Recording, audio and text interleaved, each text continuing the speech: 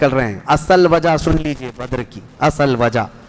جب وہ لوگ 1000 کی تعداد میں مکہ سے نکل چکے تھے اور میرے آقا کو یہ خبر مل گئی, مخبر نے آ کر بتایا کہ جنگ کی تیاری سے مدینے کے اوپر حملہ آور ہونے کے لیے نکلے ہیں مکہ کے لوگ. اب نبی پاک صلی اللہ علیہ وسلم نے صحابہ سے فرمایا کہ ان کو مدینے پہنچنے مت دینا, اگر مدینے آ گئے تو مدینے کو توڑ پھوڑ کریں گے, شہر میں داخل ہوں گے, جنگ ہوگی تو کچھ نہ کچھ گھر ٹوٹیں گے, کسی کی آبادی اجڑے گی, کچھ نہ کچھ نقصان ہوگا, لہٰذا ہم خود مدینے سے باہر نکلتے ہیں. نبی پاک صلی اللہ علیہ وسلم اب اس ارادے سے اپنے صحابہ سمیت باہر نکلے. اس میں تعداد مختلف روایات کے مطابق 313, 314, 315, 319 اور ایک میں 360 اصحاب بدر کی تعداد پہ الگ الگ روایات ہیں.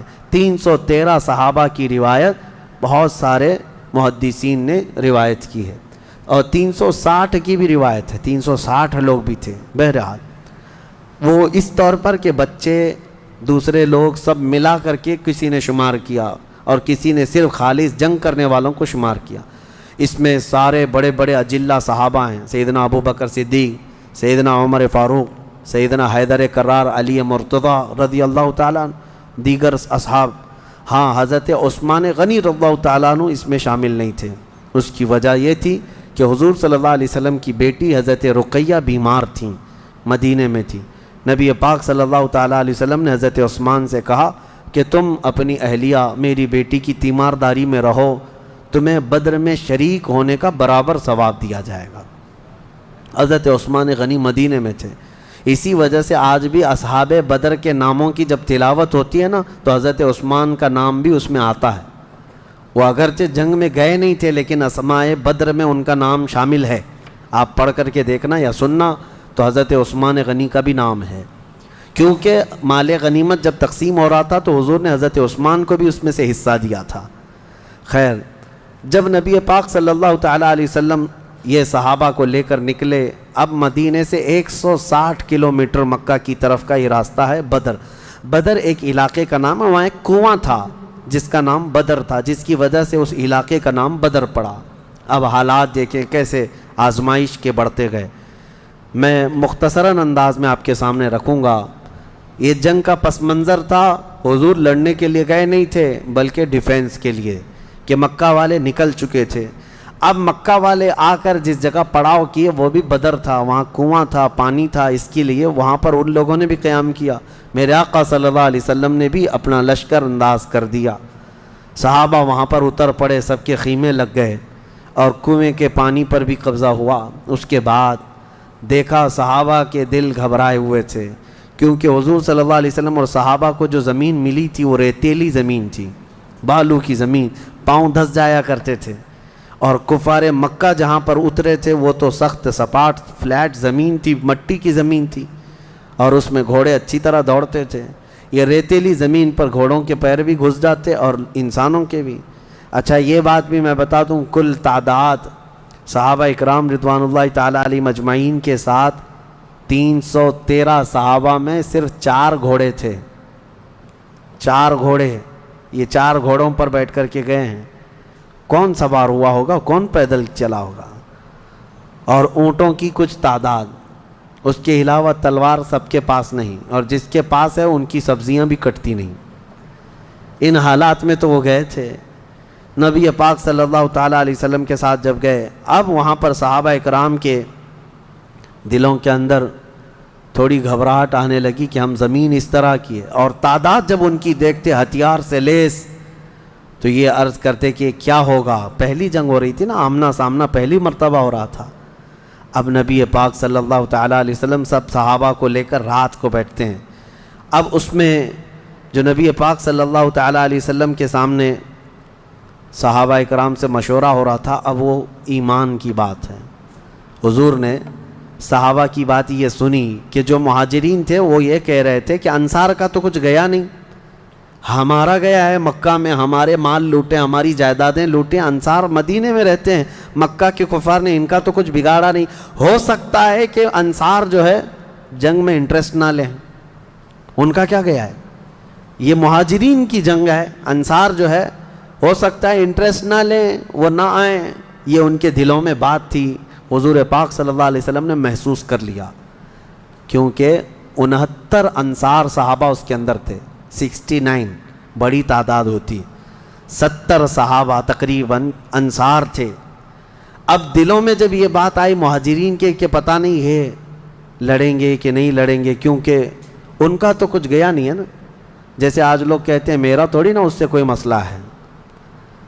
تو پھر نبی پاک صلی اللہ علیہ وسلم نے رات کے وقت انصار صحابہ کو پہلے بلایا، سب بیٹھے ہوئے تھے، مشورہ کرنا تھا۔ سید الانصار حضرت سعد ابن معاذ رضی اللہ تعالیٰ عنہ انصار کے سردار تھے، بلایا اور پوچھا کہ تمہارا کیا مشورہ ہے، آپ کا کیا مشورہ ہے جنگ کے سلسلے میں؟ سنو، حضور پاک صلی اللہ تعالیٰ علیہ وسلم کی بارگاہ میں حضرت سعد بن معاذ سب سے پہلا جواب کیا دیتے ہیں؟ کہتے ہیں یا رسول اللہ صلی اللہ علیہ وسلم، پورے انصار کی طرف سے تو میں ترجمانی کرنے کے لیے کھڑا ہوں، لیکن میرے آقا کیا ہم بھی کوئی پوچھے جانے کی چیز ہیں؟ آپ کے سلسلے میں ہم بھی کوئی پوچھے جانے کی چیز ہیں؟ اور حضرت سعد ابن معاذ کہتے ہیں قسم رب ذوالجلال کی، مدینے سے برق الغماد یمن تک بھی آپ جائیں، انصار کا ہر بچہ آپ کے قدموں کے ساتھ ہوگا۔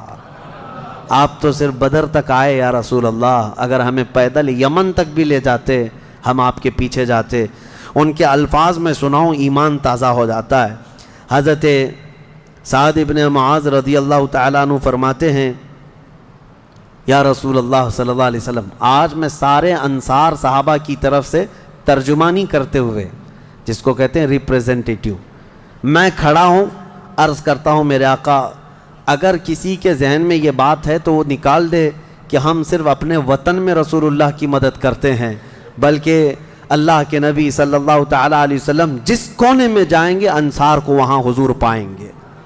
اب حضور کی بارگاہ میں عرض کرتے ہیں آقا آپ کو کل اختیار ہے، آپ کو کل اختیار ہے۔ اب سنو حضرت سعد ابن معاذ کے یہ بدر کے میدان سے ایک دن پہلے کے الفاظ ہیں، ایک دن پہلے کے الفاظ ہیں، یا رسول اللہ صلی اللہ علیہ وسلم آپ کو کل اختیار ہے، جس کا رشتہ ملانا ہے ملا دیجیے آپ، اور جس کو توڑنا ہے آج ہی آپ فرما دیں، ہم ہمیشہ آخری سانس تک کے لیے توڑ دیں گے۔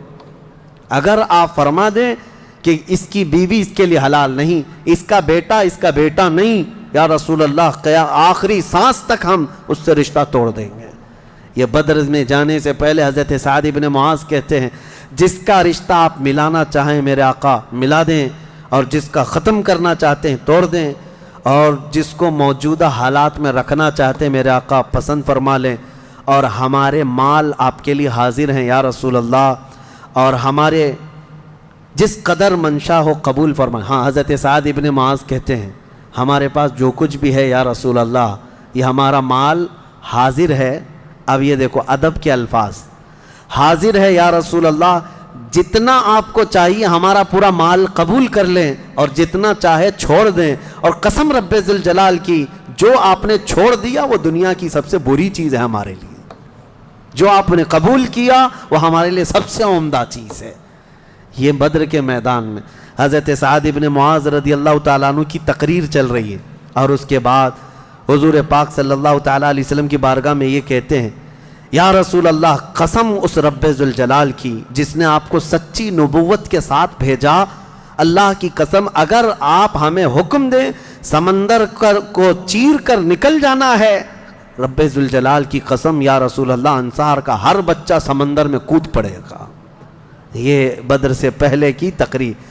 اب ان کی تقریر سن کر حضور بڑے خوش ہوئے، میرے آقا صلی اللہ تعالیٰ علیہ وسلم نہایت ہی خوشی کا اظہار فرماتے ہیں، اور اس کے بعد پھر حضرت مقداد بن اسود ایک صحابی ہیں کھڑے ہوتے ہیں، پوچھا یا رسول اللہ صلی اللہ علیہ وسلم آپ صحابہ سے مشورہ لے رہے ہیں کس بات کا؟ کہا جنگ ہونا چاہیے نہیں ہونا چاہیے؟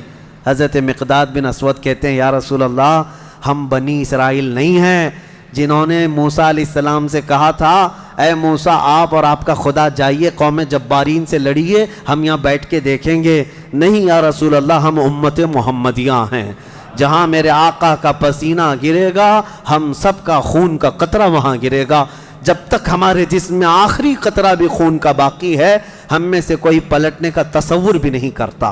یہ رسول پاک صلی اللہ علیہ وسلم کے چہیتے صحابہ کی تقریریں تھیں، سب کے جذبے جوان تھے، کوئی لوٹنا نہیں چاہتا، کوئی پلٹنا نہیں چاہتا۔ اب صحابہ کو باہر کر کے حضور خیمے میں چلے گئے۔ اب سنو، حضور پاک صلی اللہ تعالیٰ علیہ وسلم جیسی ہی خیمے میں گئے جہاں آج مسجد عریش بنی ہے، اس کو عریش کہا جاتا حضور کے خیمے کو۔ حضور سجدے میں گر گئے۔ سجدے میں گرنے کے بعد نبی پاک صلی اللہ تعالیٰ علیہ وسلم اتنا گریہ وزاری کر رہے تھے، اتنا رو رہے تھے سجدے میں حضور پاک صلی اللہ علیہ وسلم۔ اور جو صحابی ان کی خدمت میں کھڑے تھے وہ کہتے ہیں نبی پاک صلی اللہ تعالیٰ علیہ وسلم کی الفاظ میں سن رہا تھا، ابتحالات کو عرض یوں کر رہے تھے، اے اللہ، ایک چھوٹی سی فوج، ایک چھوٹی سی جماعت تیرے دین کی نصرت کے لیے میدان میں اتری ہے۔ اے اللہ، اگر اس جماعت کی تو کل مدد نہ کرے گا تو قیامت تک اس روئے زمین پر کوئی سجدہ کرنے والا نہیں آئے گا۔ اے اللہ، قیامت تک کوئی تیری عبادت نہیں کر سکے گا۔ یہ محبوبانہ انداز ہے میرے آقا کا، یہ کوئی دھمکی نہیں ہے اللہ کو۔ رب تعالیٰ کی بارگاہ میں گڑ گڑانا کہ مولا اگر ان کی مدد نہیں کرے گا تو پھر کون تیری عبادت کرے گا۔ اور اس کے بعد اچانک حضور صلی اللہ علیہ وسلم اٹھے سجدے سے، پیشانی چمک رہی تھی اور حضور مسکرا رہے تھے۔ دو صحابہ کھڑے تھے، کہا یا رسول اللہ صلی اللہ علیہ وسلم، آپ اتنی گریہ وزاری کرتے کرتے بھی مسکرانے لگے۔ کہا میرے رب نے میری ڈھارس بندھا دی، مبارک ہو، بشارت ہو، میں نے ابھی ابھی جبرائیل کو جنگی لباس پہن کر اترتے دیکھا ہے۔ جبرائیل امین آ گئے ہیں۔ وہ صحابہ دوڑے دوڑے گئے، باہر جا کر کہے مبارک ہو، اللہ کے نبی کو مدد آ گئی ہے۔ ابھی رات کا حصہ گزرا نہیں تھا کہ بارش برسنے لگ گئی۔ میرے آقا نے فرمایا میرے صحابہ، اللہ کی دوسری مدد آ گئی۔ صحابہ نے پوچھا یہ کیسے؟ کہا جاؤ میدان میں دیکھو، ریت کی زمین پر بارش ہوئی تھی تو ریت پوری جمع ہو گئی، مضبوط ہو گئی، اور کافروں کی زمین پر بارش برسی تو کیچڑ ہو گیا، ان کے پیر پھسلنے لگ گئے، ان کے گھوڑے بدکنے لگ گئے، اور صحابہ کے پیر ریت میں بالکل مضبوط جم کر رہ گئے۔ حضور نے فرمایا بارش بھی اللہ نے تمہاری مدد کے لیے نازل فرمائے۔ صبح اٹھتے ہیں، صبح ہوتی، حضور اکرم نہیں، رات کے وقت ہی، ابھی رات کا وقت ہے، صحابہ کے دل کی تسلی کے لیے میرے آقا اپنے ہاتھ میں ایک چھڑی لے کر جاتے ہیں میدان میں، صحابہ پیچھے پیچھے ہیں، لکیر کھینچا، حضور نے فرمایا کل یہاں ابو جہل گر کے مرے گا۔ دوسری لکیر کھینچا اور کہا یہاں عتبہ مرے گا۔ تیسری لکیر کھینچ کر کہا یہاں شیبہ مرے گا۔ یہ بڑے بڑے پہلوانوں کے نام حضور گنا رہے تھے۔ صحابہ دل ہی دل میں خوش ہو رہے تھے، ان کا یقین کامل اتنا تھا نبی نے جو فرما دیا وہ ہو کر رہے گا۔ رات کے وقت ہی صحابہ کو یہ معلوم تھا ان کفار کے کتنے وکٹ گرنے والے ہیں، کتنے پہلوان زمین بوس ہونے والے ہیں، کتنے موت کی گھاٹ پہنچنے والے ہیں۔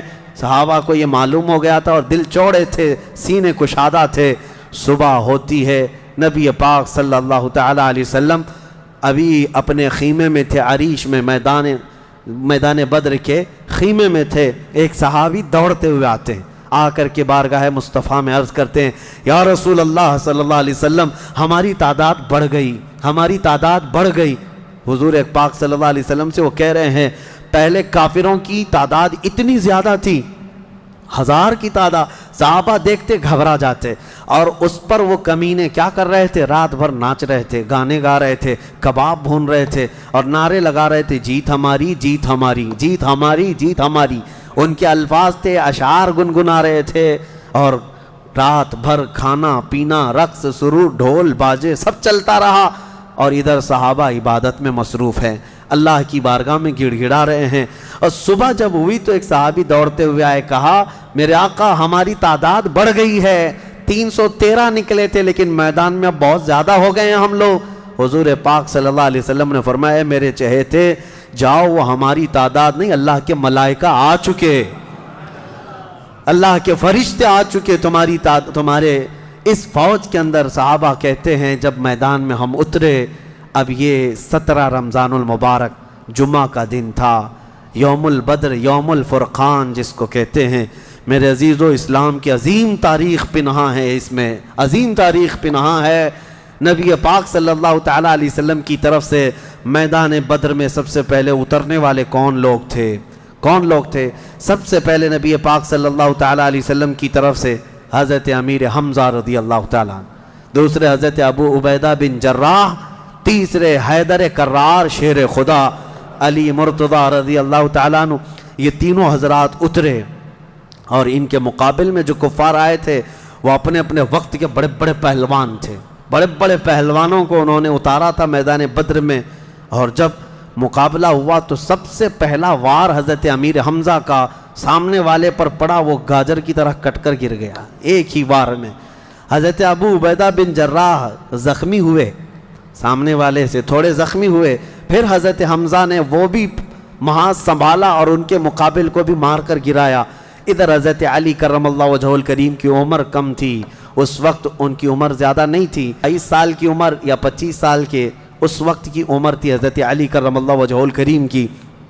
اس وقت حضرت علی جب آئے بالکل جوانی، یعنی 20-22 سال کی عمر، مولا علی کرم اللہ وجہہ الکریم نے اس سے جب مقابلہ کیا تو ذوالفقار حیدری نے ایسا ضرب لگایا کہ اس کی لوہے کی ٹوپی کاٹتے ہوئے 2 ٹکڑے ہو گئے۔ پہلی مرتبہ بدر کے میدان میں آواز آئی تھی سارے صحابہ کی اللہ اکبر، یہ نعرہ تکبیر تھا جو سب سے پہلے بلند ہوا۔ فرماتے ہیں اس آواز کی ہیبت ایسی تھی کہ کفار کے خیمے ہل گئے اور ان کی صفوں میں ہلچل مچ گئی، دہشت طاری ہو گئی۔ صحابہ کے اسی نعرے کو دیکھ کر علامہ اقبال نے شعر کہا تھا، یہ نکلے تھے مڑی ہوئی تلواریں لے کر، کٹی ہوئی اور زنگ آلود تلواریں لے کر جن سے سبزی نہیں کٹتی تھی، لیکن جب نعرہ لگائے تھے اللہ کی مدد ایسی آئی تھی کہ یہ سب زمین بوس ہو گئے دشمن۔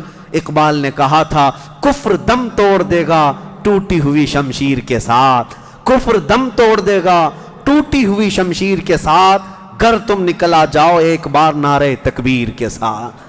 یہ انہی صحابہ کا نعرہ تھا جب انہوں نے پہلی مرتبہ بلند کیا۔ یہ لڑائی چلتی رہی شام تک، شام ہونے نہ پائی، دوپہر تک اس لڑائی کو پہلے ایک کے بعد دیگرے، اس کے بعد پھر گھماسان کی لڑائی ہوئی۔ لیکن کفار مکہ میں سے کچھ لوگ کہتے ہیں ہم تو بڑے حوصلوں سے آئے تھے لڑنے کے لیے، بڑے حوصلوں سے آئے تھے، جن کو یہ مدینے میں مکہ میں پکڑ کے مارتے تھے وہ آج ان کے مقابل میں تھے، کوئی کسی کا غلام تھا، کوئی کسی کا رشتہ دار بھی تھا، لیکن مقابلے میں جب آئے وہ کفار مکہ کہتے ہیں ہم تو بڑے ہمت کے ساتھ لڑنے کے لیے آئے تھے، لیکن جب ہم لڑنے جا رہے تھے تو ہمارے مقابل میں اجنبی لوگ آ رہے تھے، اجنبی لوگ آ رہے تھے، اور ان کی ہیبت ایسی طاری ہوتی کہ ہم نے ان کو نہ مکے میں کبھی دیکھا تھا نہ مدینے میں کبھی دیکھا تھا۔ یہ وہ بدری ملائکہ تھے جو جبرائیل امین کی سپہ سالاری میں آئے تھے۔ اب یہاں ایک بات میں بتانا چاہتا ہوں، ایک فرشتہ اتر جائے کافی ہے۔ آپ کو پتہ ہے قوم شعیب جب نافرمانی کر رہی تھی تو اللہ تعالیٰ نے عذاب کیا بھیجا تھا؟ جبرائیل امین علیہ السلام کو اتارا تھا، انہوں نے ایک چیخ ماری تھی، چنگھاڑ، اور ان کی آواز کی ہیبت سے جتنے پہاڑوں میں تھے یہ قوم شعیب سب کے بھیجے کانوں سے نکل آئے تھے اور زمین پر گر کر مر گئے تھے۔ تو یہاں جبرائیل امین اکیلے آ جاتے، صرف آواز لگاتے، کسی کو تلوار اٹھانے کی بھی ضرورت نہیں، یہ 1000 پورے کیڑے مر جاتے۔ لیکن یہ وجہ کیا ہے؟ مفسرین نے فرمایا یقیناً ایک فرشتہ بھی مدد کے لیے کافی ہوتا، لیکن اللہ نے بدر کے میدان میں 5000 فرشتے اتارے، یہ عظمت مصطفیٰ کے لیے، یہ رسول اللہ کی عظمت کے لیے۔ کبھی کبھار تعداد جو ہے وہ شان بتانے کے لیے ہوتی ہے، عظمت بتانے کے لیے ہوتی ہے۔ ہاں ایک جھنڈا کافی ہوتا ہے، لیکن کبھی 10 جھنڈے لگاؤ تو اس کی عظمت بڑھ جاتی ہے۔ ہاں 2 باڈی گارڈ کافی ہوتے ہیں، لیکن 10 کھڑے ہو جائیں تو اس کی ہیبت اور طاری ہوتی ہے۔ یہ ایک انسانی ذہن بنا ہوا ہے۔ اللہ تبارک و تعالیٰ نے اپنے محبوب کی عظمت شان کی وجہ سے 5000 ملائکہ کو اتارا۔ اب یہ جنگ ہوتی رہی، اس میں صحابہ تو لکڑیوں سے جنگ کرتے رہے، سب تلواروں سے نہیں، کچھ صحابہ تو لکڑیوں سے جنگ لڑتے رہے، اور لکڑیوں سے کئی کو مار کے گرایا، اور 70 جو ہے موت کے گھاٹ اتر گئے، اور اس میں معمولی 70 نہیں تھے، بڑے بڑے گرو گھنٹال تھے، جتنے بھونکتے تھے مکہ میں بیٹھ کر۔ ابو جہل مر گیا، حضرت بلال حبشی کا آقا امیہ بن حرب وہ مر گیا، اور کئی ایسے ایسے بڑے بڑے عتبہ شیبہ جیسے بڑے بڑے کافر، یہ سب کے سب موت کے گھاٹ اتر گئے۔ بدر کی ایک لڑائی ایسی کہ اچھے اچھوں کی جڑ کاٹ کر رکھ دیا۔ اب یہاں پر حضور پاک صلی اللہ تعالیٰ علیہ وسلم کا رحم بھی دیکھیں۔ حضور ملاحظہ فرما رہے تھے، جب امیہ گر کر زخمی ہوا تھا، حضور نے جو صحابی لڑ رہے تھے کہا کہ روک دو اس کو۔ امیہ جو لڑ رہا تھا وہ بڑا ہٹا کٹا پیسہ والا مکہ کا بڑا آدمی تھا، تو جو صحابی لڑ رہے تھے انہوں نے گرا دیا، وہ زخمی ہو کر گرا۔ حضور نے فرمایا چھوڑ دو اس کو، وہ صحابی ہٹ گئے۔ حضور نے فرمایا بلال حبشی کو بلاؤ۔ بلال کہاں ہے؟ بلال آئے، کہا اے بلال آؤ، جتنا اس نے تڑپایا تھا خوب آج تم بدلا لو اس کے ساتھ، کیونکہ یہی وہ تھا جو حضرت بلال کو ایک ڈرم میں ڈال کر دن بھر رکھتا تھا، لوہے کی ایک ٹاکی بنا کر اس میں ڈال کر اوپر سے ڈھکن ڈال کر گرم دھوپ میں ان کو ایسی رکھ دیتا تھا، بغیر کھانا پانی دیے شام تک ان کو کھولا جاتا تو ان کا جسم پورا اجمرا ہو جاتا تھا۔ ان کی پیٹھ ایسی گل گئی تھی انگاروں میں سلانے کی وجہ سے کہ ریڑھ کی ہڈی دکھتی تھی۔ یہ حضرت بلال کے ساتھ کیا تھا۔ حضرت بلال حبشی نے مار کر اس کو ختم کیا۔ اور حضرت بلال مارتے وقت کیا کہہ رہے تھے یہ بھی سنیے، یہ صحابہ کا جذبہ ہے۔ کہتے ہیں اس کو قتل کیا اور یوں کہا انت عدو اللہ و عدو رسولنا، میں نے تجھے مار دیا ہے اس لیے کہ تو اللہ کا اور میرے حبیب کا دشمن تھا، یہ نہیں کہ مجھے تڑپاتا تھا، یہ نہیں کہ تو نے مجھے بہت مارا ہے اب چکھ لے مزہ۔ حضرت بلال یہ کہتے ہیں تو اللہ کا دشمن تھا اور میرے مصطفیٰ کا دشمن تھا، میں نے تجھے ختم کیا۔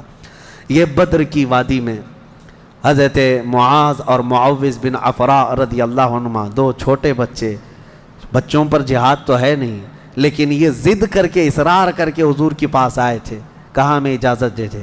میرے آقا نے ان کو اجازت دی تو یہ جنگ میں شریک ہوئے۔ حضرت عبد الرحمن بن عوف کہتے ہیں صاحب بڑے بڑے صحابہ، جنگ کے میدان میں نفسا نفسی کا عالم ہوتا ہے، اپنا ڈیفنس کرنا ضروری ہوتا ہے، کہاں سے تیر آئے کہاں سے تلوار آئے، لیکن یہ دو بچے اس طرح سے میدان میں ہیں کہ حضرت عبد الرحمن بن عوف سے کہتے ہیں چچا ہمیں ایک بات بتائیے، ابو جہل کس کا نام ہے؟ حضرت عبد الرحمن بن عوف کہتے ہیں میں ہنس پڑا، ان کی عمر 13 سال کے آس پاس کی تھی۔ کہتے ہیں یہ کیا کرو گے تم؟ وہ سردار قریش ہے، پہلوان ہے مکہ کا۔ ان بچوں نے کہا ہم نے دیکھا تو نہیں مگر سنا ہے اس خبیث کے بارے میں کہ وہ ہمارے آقا کو گالیاں دیتا ہے، وہ ہمارے نبی کو گالیاں دیتا ہے۔ یہ اصل محافظین مصطفیٰ تھے، محافظین ناموس رسالت تھے، نبی پاک صلی اللہ علیہ وسلم کی عزت کے لیے۔ میرے عزیزو یہ بچے کھیلنے کے لیے ضد نہیں کر رہے تھے، جان ہتھیلی پر لانے کے لیے ضد کر رہے ہیں۔ حضور پاک صلی اللہ علیہ وسلم کی بارگاہ میں آئے اور اس کے بعد حضرت عبد الرحمن بن عوف کہتے ہیں میں ابھی بات چیت کر ہی رہا تھا کہ ابو جہل سامنے گھوڑے پر بیٹھا جا رہا تھا، میں نے اشارے سے بتایا وہ دیکھو وہی مردود ہے جو گھوڑے پر جا رہا ہے۔ یہ دونوں بچے چیل کی طرح جھپٹ گئے اس کی طرف اور بھاگتے ہوئے اس کی طرف گئے۔ ابو جہل کو یہ ایکسپیکٹیشن ہی نہیں تھا، یہ امید ہی نہیں تھی کہ اس کے مقابل میں کبھی کوئی بچہ آ سکتا ہے۔ غرور و تکبر میں ہمیشہ وہ سوچتا تھا بڑے بڑوں سے ہی لڑنا ہے ہم کو، اور دیکھا تو چھوٹے بچے آئے، ایک بچے نے گھوڑے کی ٹانگ پر تلوار ماری، ابو جہل نیچے گر گیا، گھوڑا بھی گرا وہ بھی گرا، اور جیسے ہی گرا دونوں اس کے سینے پر چڑھ کر بیٹھ گئے، سینے پر چڑھ کر بیٹھ گئے اور گردن پر تلوار رکھی۔ تو جانتے ہیں ظالم یہ زمانے بھر کا بڑا گستاخ اور گستاخوں کا باپ کیا کہتا تھا، عربی میں شعر کہہ رہا ہے اس وقت، کہتا ہے میں عرب ہوں موت سے ڈرتا نہیں، میں عرب ہوں موت سے ڈرتا نہیں، لیکن افسوس مجھے اس بات کا ہے کہ میرے مقابل کا آیا نہیں۔ اس کو افسوس یہ ہے کہ مجھے کوئی پہلوان نے مارا نہیں، مجھے چھوٹے بچے مار رہے ہیں۔ اور بعض لوگوں نے کہا کہ اس کی یہ خواہش تھی، کہا کاٹنا ہے تو گردن تھوڑا نیچے سے کاٹو، کیونکہ سب کٹے ہوئے گردنیں رکھی جائیں تو میری گردن تھوڑی اونچی دکھے۔ غرور و نخوت کبھی نہیں جاتا، گھمنڈ و تکبر کبھی نہیں جاتا۔ ان بچوں نے ختم تو کر دیا ابو جہل کو، اور مشہور ہے کیا ہی بہترین کہا، ہم جیسے لاکھوں کروڑوں کی جوانیاں ان بچوں کے قدموں پر قربان، ہم ان کے ناخنوں تک بھی نہیں پہنچ سکتے جنہوں نے دفاع کیا ہے، ڈیفنس کیا ہے میرے مصطفیٰ کی عزت کا اوروں نے کافروں کو مارا ہوگا، ان بچوں نے تو پورے کفر کو مارا ہے۔ اوروں نے جاہلوں کو مارا تو انہوں نے ابو جہل کو مارا ہے، جہالت کے باپ کو مارا ہے۔ اسی جنگ میں شہزادے حضرت معاذ کا مونڈھا کسی کافر نے مار کر کے ختم کر دیا، تلوار سے کندھے کو مار دیا، لیکن جذبہ ختم نہیں ہوا۔ اس بچے نے دوسرے ہاتھ میں تلوار لی اور لڑنا شروع کیا، اور اپنے ہاتھ کو پیر میں دبا کر کھینچ کے نکال دیا۔ یہ زیادہ دیر تک نہیں، یہ دونوں شہزادے لڑتے رہے میدان بدر میں۔ شام سے پہلے پہلے دونوں بچے بھی شہید ہوئے، حضرت معاذ بھی شہیدوں میں ہیں، حضرت معوذ بھی شہیدوں میں ہیں۔ کس باپ کے یہ بیٹے تھے، کس گھر میں آنکھیں کھولی تھی انہوں نے، جہاں ماں کو قرآن کی تلاوت کرتے سنا، باپ کو محراب عبادت میں دیکھا، اور گٹھی میں ان کے پلایا ہوا تھا عظمت مصطفیٰ۔ سب سے پہلی چیز ہے میرے عزیزو، یہ جان دے چکے میدان میں۔ نبی پاک صلی اللہ علیہ وسلم شام کے وقت جنگ کا پانسا کیسے پلٹا، یہ صحابہ ایسے گھستے چلے گئے ان کے صفوں میں کہ وہ ہیبت سے بھاگنے پر مجبور ہو گئے۔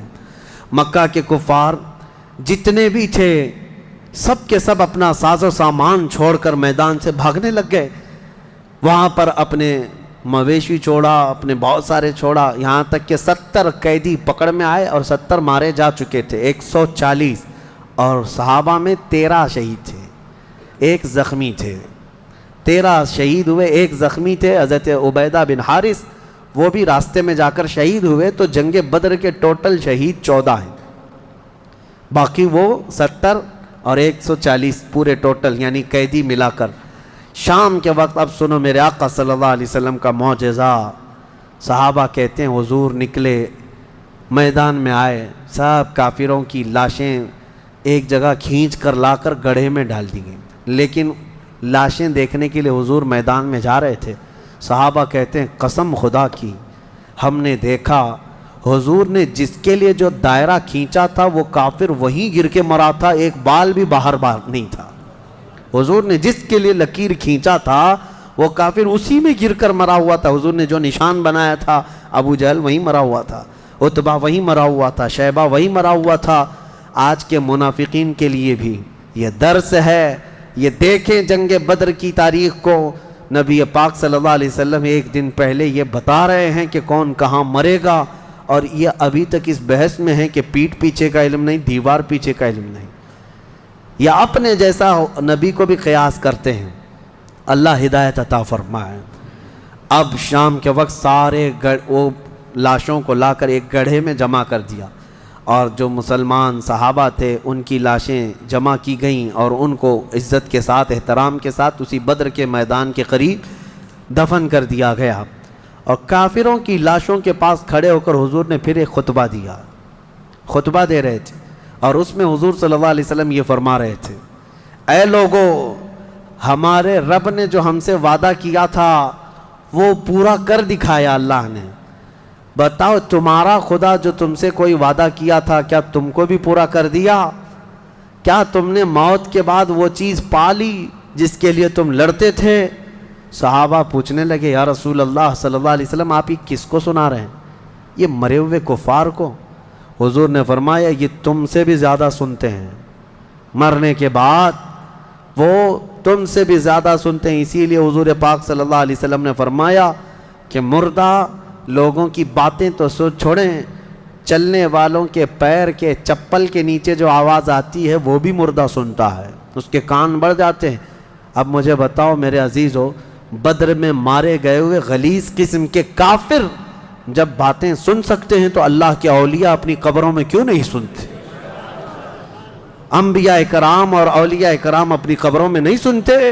ہم جاتے ہیں اور اسی یقین کے ساتھ جاتے ہیں کہ وہ قبروں میں ہماری باتوں کو سنتے بھی ہیں، اور اللہ نے ان کو تصرف اور اختیار دیا ہو تو ہمارے حق میں اللہ کی بارگاہ میں سفارش بھی کرتے ہیں۔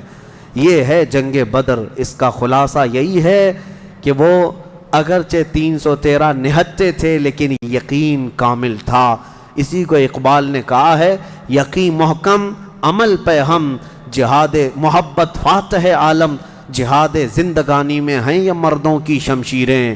کہ یہ وہ صحابہ تھے، ان کے بارے میں وہ کہتے ہیں اللہ کے شیروں کو آتی نہیں روبائی، اللہ کے شیروں کو آتی نہیں روبائی، یہ لومڑی کی طرح نہیں رہتے، بلکہ ان کا عزم حوصلہ بڑا جوان تھا، اور میدان میں اترے تھے تو نہ یہ تلواروں کے بھروسے آئے تھے نہ ہاتھی گھوڑوں کے بھروسے آئے تھے، بلکہ ان صحابہ کا صرف یقین یہ تھا اللہ ہمارے ساتھ ہے، رسول ہمارے ساتھ ہے۔